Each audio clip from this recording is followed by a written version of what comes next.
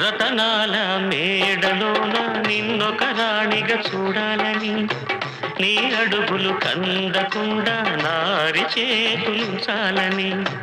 రతనాల మేడలోన నిన్నొక రాణిగా చూడాలని, నీ అడుగులు కందకుండా నారి చేతులుంచాలని ఎంతగా అనుకున్నాను. ఏమిటి చూస్తున్నాను, ఎంతగా అనుకున్నాను, ఏమిటి చూస్తున్నాను.